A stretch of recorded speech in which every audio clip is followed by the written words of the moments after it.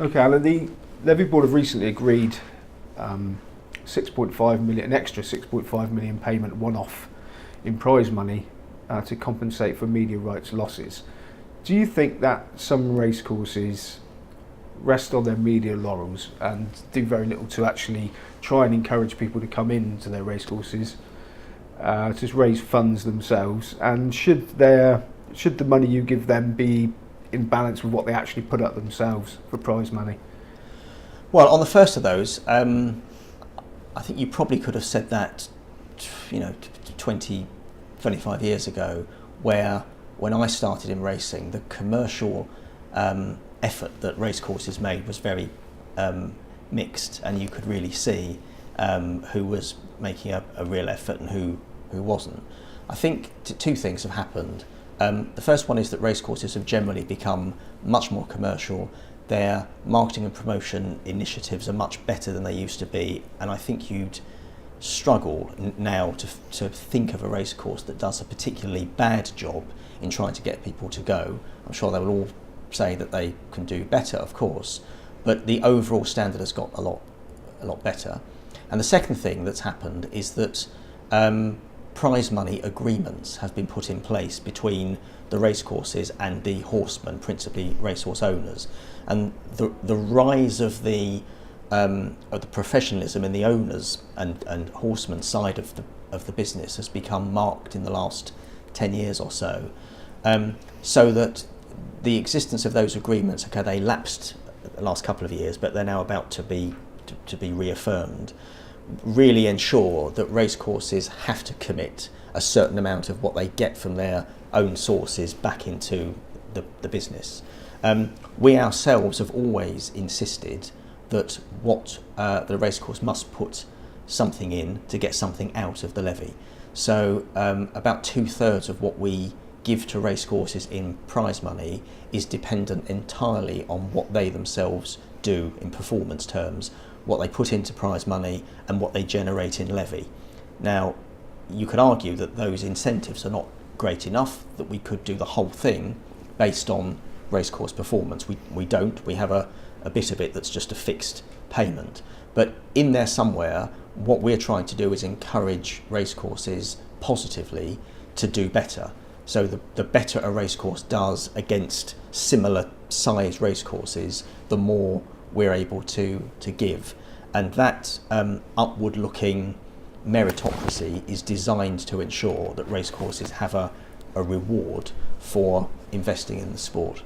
Okay, do you have a benchmark for each racecourse, what you would expect their revenues, etc., to be? And if they fall below it, do you carpet them and say, look guys, you've got to up your game a bit? We don't, but that's the benefit, that's the purpose of the prize money agreements.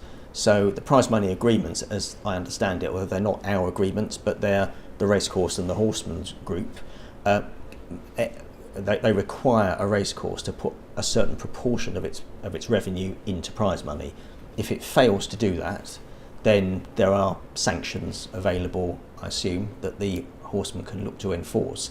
We do it more positively in the sense that if a racecourse is losing ground against its peers, it will lose money from us. So that's just a straight reward mechanism. We're not looking to punish racecourses or say to them you're not doing well enough. There's a mechanism that says if you put this in, you get this out. If you don't put that much in, then you'll get less out than everyone else, and relatively speaking, you'll start to fall behind. What will be interesting is because the media rights payments have been structured to some degree on a quite similar basis between racecourses, that difference in performance hasn't really led to such a great gap emerging. But if you start to create different media rights arrangements which are based much more on how each racecourse does in terms of betting, then you could potentially see quite a significant divergence where the most attractive racing starts to get the biggest share of media rights. It will also get the biggest share of the levy. So there'll be a natural working together of the media rights and the levy mechanisms if they're both based on how well a racecourse does itself. Okay, are those things taken into account when there's a code snap and the racecourse is applying for extra meetings? Yeah, so what we do generally is to try to provide some protection for racecourses. It's not fair that if a racecourse has lost 4 fixtures in January and February that it gets no money the next year. We will apply an average to that fixture. So because it's not, if you said to a racecourse, if you race in cold weather months and it's abandoned, you get nothing, racecourses won't race at all. There's got to be some protection for them in there to run a fixture programme. It's hard enough as it is to persuade racecourses to run in the very early parts of January, for example, where attendances are low. I think by saying to them, if you do it, you'll be you're making a significant loss as well. I don't think anyone would do it. But that's what I'm about, trying to find a fair way of treating racecourses, but obviously not to be doling out huge lumps of cash that we don't need to. Okay, I mean, do you think it's fair to say that expectations are lower on some all-weather tracks, despite the fact they're based around massive cities and nobody turns up? Expectations of attendance and people actually coming through the turnstiles. All the ones you can think of, you don't have to name them, they're all on the edge of big cities and they don't seem to be able to get 1,000 people in. Surely they should be able to, if they really tried. I think that's really difficult for me to answer. There are certain racecourses that we can all think of that you would look at their attendances and say, well, why do they get such a small number of people going, whereas other racecourses in cities get a massive amount going? Now, is that because of a failure by the racecourse? Well, it could be, but if so, there are quite a lot of racecourses and a lot of leisure pursuits that all seem to be failing. So maybe it's not just proximity to cities. There are lots of other reasons in there. I'm sure racecourses all want more people through their gates. Of course they do. But I do think there's nothing wrong with recognising that a significant amount of racing isn't there primarily as for the race-going public. I think that's absolutely fine, as long as you wouldn't run a fixture programme of 1,500 fixtures a year if your only revenue stream was people going. We benefit, I said earlier, we benefit significantly from the day in, day out staging of racing. That's what makes the tills open and close. And I don't think there's anything wrong with that. We're not saying, we don't have a model that says every lower grade fixture in an unattractive race going slot gets to keep all the levy money. Quite the opposite. That money is channeled by us up through the system to what might be termed a more aspirational race programme. Now, there's a counter argument, not least among the racecourses that run those fixtures, that say actually they should be allowed to keep what that fixture generates in levy. That's not a view that the board has ever taken, because if you go down that route, you simply keep piling on races and fixtures, and you don't invest upwards into the system. But it's not a bad argument to make. It's just not one that's ever found a majority view here. But I think the fundamental point that it may not be right to look at the total number of fixtures as the way to judge whether the right amount of racing is there, I think is a good one. To some extent, it matters where those fixtures are placed in the fixture list. It matters what happens to the money that's there. And I think if you go down the route of saying, well, actually some fixtures are pure and we like those ones, but we don't like these ones, you have to think very carefully and see this as an ecosystem. I hate to use the phrase, but there's a lot of flow of money and people all around that system, and I suspect that there aren't many fixture slots that you could take away and end up with no damage being done to racing's income overall. Not to say the racing has to go on adding to the list. There's probably not much appetite to do that. But given how fixtures are rewarded at the moment, you'd be quite brave to say, let's slice a lot out of them. But of course, in that always is, do you have the horses and do you have the people? And those are two of the biggest challenges facing racing, particularly on the people side. Racing is in a very competitive marketplace for staff to come and work in the industry. Okay, one of the things, Alan, in your specific priorities is integrity. Now, do you think that having a plethora of low-grade, all-weather meetings is a problem to keeping that integrity in the sport?